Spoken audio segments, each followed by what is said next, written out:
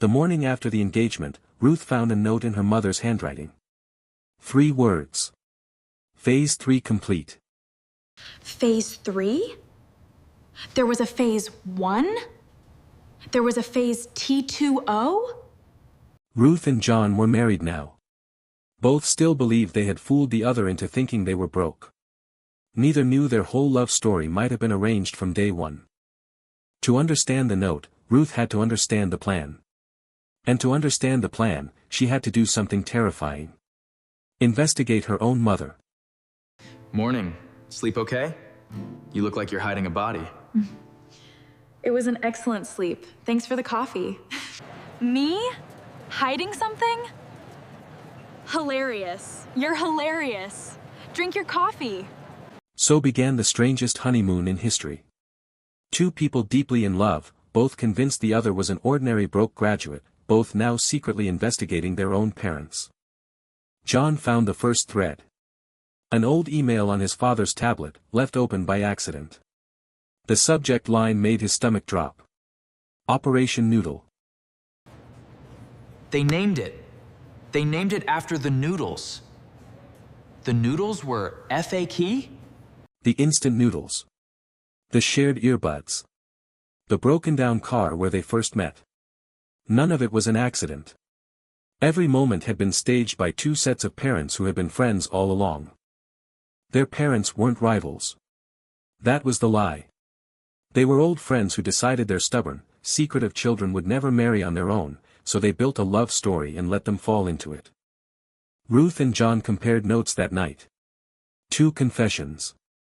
2 sets of evidence. 1 absurd, undeniable conclusion. So our parents catfished us. Into marriage. With noodles. And there, in the middle of their shared outrage, came the most dangerous discovery of all. They turned to complain about being tricked, and realized they didn't feel tricked at all. They just felt married. Happily. But the note said phase 3 complete. A finished plan needs no more phases. So why, on the back of the note, in her mother's hand, was there a 4th line Ruth had never turned over to see? Wait. Turn it over. There's writing on the back. Oh my God! Did you see that? It's from him! 4 words, smaller, written later. Phase 4 begins now. And beneath it, a single name neither of them expected. Grandma Vivian. Grandma Vivian. John's grandmother. 91 years old, sharp as a blade, and the only person both families were genuinely afraid of. If she was phase 4, the parents weren't the masterminds. They were just the pieces. Ruth and John realized they had been playing checkers while someone above the table played chess. The parents had arranged a marriage. But Vivian had arranged the parents.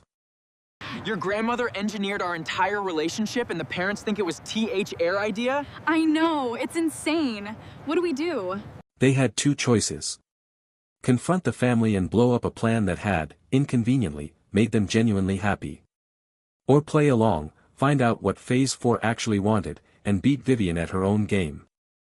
They chose the game. If the family wanted to play chess with their lives, fine. Ruth and John would learn the board, and make a move nobody saw coming. Their first move was an invitation. A family dinner, hosted by the newlyweds, with every player at one table. The parents who staged it. And Grandma Vivian, who started it all. Grandma, we know about Operation Noodle. All of it. So? What's phase 4? For a long moment, Grandma Vivian said nothing. Then she set down her teacup, looked at the 2 of them holding hands without realizing it, and smiled the smile of a woman who had already won. Phase 4, she said, was never about making you marry. It was about making you partners. And you just proved it works. Wait. The dinner. Us teaming up. Confronting her together. That was phase 4. We walked right into it.